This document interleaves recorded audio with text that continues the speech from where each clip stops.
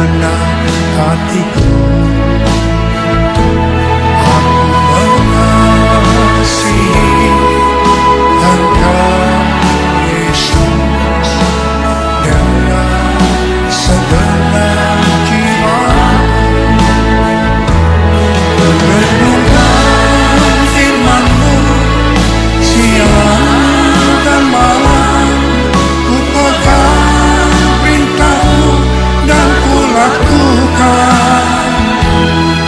Kau tahu ya Tuhan, tujuan hidupku hanyalah untuk menyenangkan hati-Mu.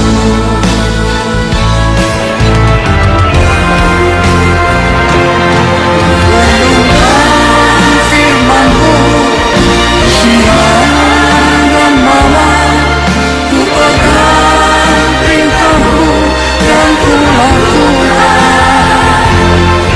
Kau tahu ya Tuhan, tujuan hidupku hanyalah untuk menyenangkan. Kau tahu ya Tuhan, tujuan hidupku hanyalah untuk menyenangkan hati-Mu. Menyenangkan hati-Mu, menyenangkan hati-Mu. Haleluya. Selamat pagi Bapak Ibu Saudaraku yang dikasihi oleh Tuhan. Shalom. Apa kabarnya pada pagi hari ini saudara? Saya percaya kita semuanya selalu tinggal di dalam anugerah Tuhan.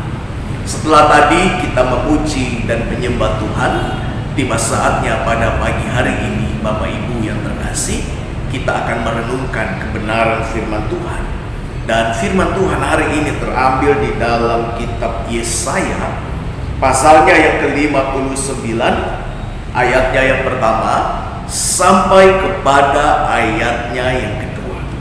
Firman Tuhan menuliskan demikian Bapak Ibu, dosa adalah penghambat keselamatan. Sesungguhnya tangan Tuhan tidak kurang panjang untuk menyelamatkan, dan pendengarannya tidak kurang tajam untuk mendengar. Tetapi yang merupakan pemisah antara kamu dan Allah-Mu ialah segala kejahatan, dan yang membuat dia menyembunyikan diri terhadap kamu sehingga ia tidak mendengar ialah segala dosa. Berbahagialah mereka yang mendengar dan melakukan setiap apa yang dikatakan kebenaran firman Tuhan. Jadi bukan mendengar untuk melupakan saudaraku, tetapi sungguh-sungguh melakukan. Nah Bapak Ibu yang dikasihi oleh Tuhan, kitab Yesaya ini adalah nubuatan yang disampaikan oleh Nabi Yesaya. Kita tahu bersama bahwa dunia perjanjian lama, ketika Allah berbicara, dia menyampaikannya melalui para nabi-nabinya. Nabi itu adalah orang yang bertugas sebagai penyambung lidah Allah.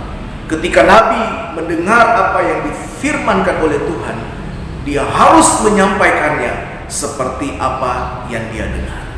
Dan pada pasal 59 ini saudaraku, ayatnya yang pertama sampai kepada ayatnya yang kedua, ini memberikan kita penjelasan mengenai dua hal. Hal yang pertama, kita dapat melihat tentang keberadaan Allah di dalam ayatnya yang pertama. Sesungguhnya Allah itu adalah Allah yang tanpa batas, saudara. Amin. Dimanapun kita berada, ketika kita berseru kepada Tuhan, Dia pasti mendengar. Tetapi yang menjadi masalahnya adalah saudaraku yang terkasih, kenapa terkadang doa kita lambat untuk dijawab oleh Tuhan? Salah satu alasannya adalah adanya penghambat di mana Tuhan tidak bisa untuk menjawab doa kita. Bukan berarti Allah tidak bisa karena keterbatasannya, tidak, saudara. Tetapi ada penghambat di mana Tuhan belum mau melakukan ataupun menjawab setiap doa kita. Dan kalau kita melihat di dalam ayatnya yang pertama ini, saudara, di sana firman Tuhan menuliskan, sesungguhnya tangan Tuhan tidak kurang panjang untuk menyelamatkan. Ini jangan kita artikan dan kita gambarkan bahwa Allah itu memiliki tangan seperti kita manusia, saudara. Tidak ada yang dapat menggambarkan Allah di dalam eksistensinya sepenuhnya. Tetapi kalau kita melihat di dalam ayatnya yang pertama ini, saudara, ini adalah jenis sastra antropomorfisme. Apa itu antropomorfisme?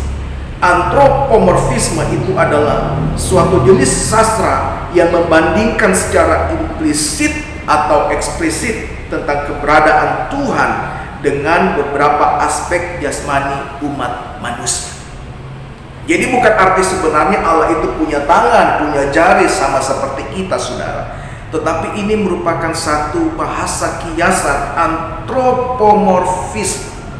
Demikian pula juga teks berikutnya. Firman Tuhan bilang begini, dan pendengarannya tidak kurang tajam untuk mendengar. Itu bukan berarti Allah memiliki telinga sama seperti kita begini, saudara. Tidak.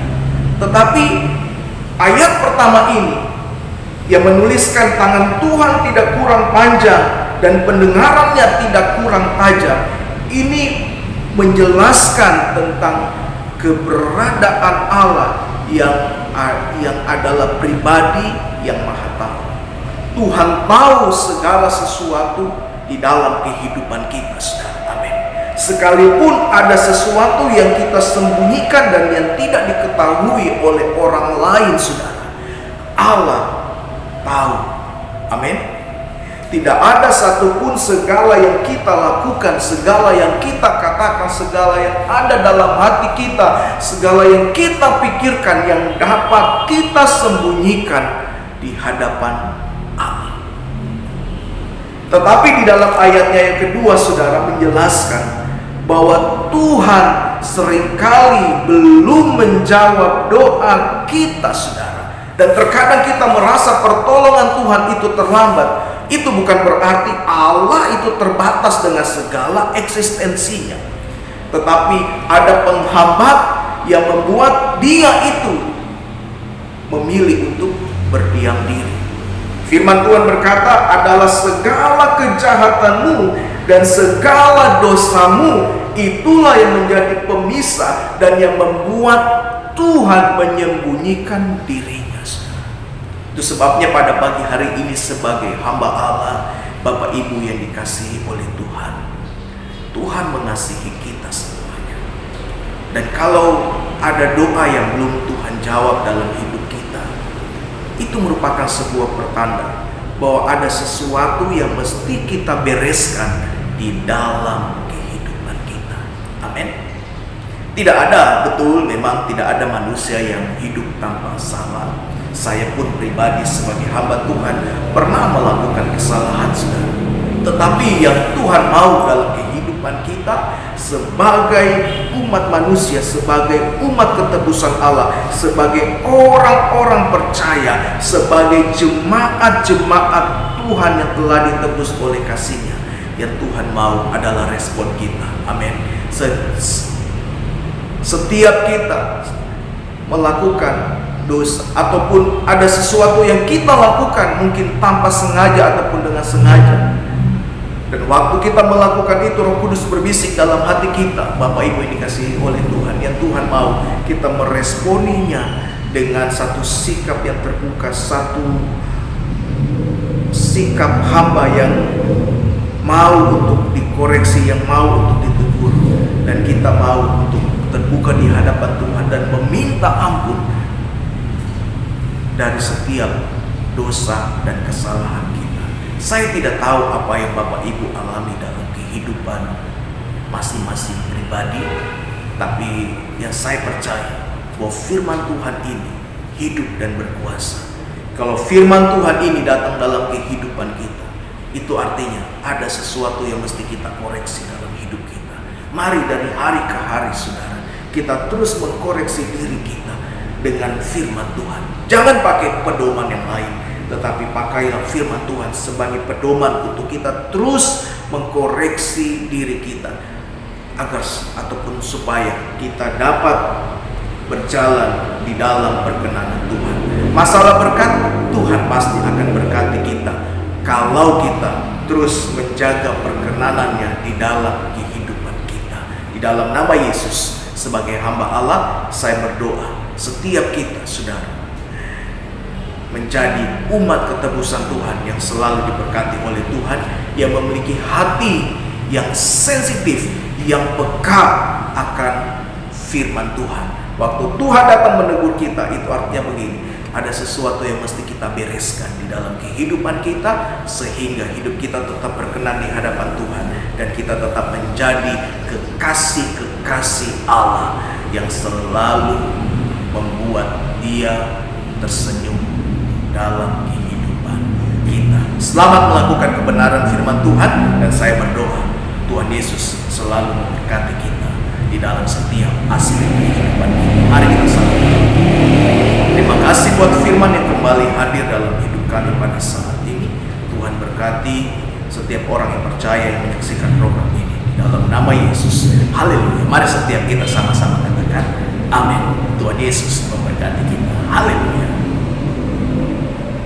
Renungkan firman-Mu siang dan malam, ku pegang berita-Mu dan ku lakukan.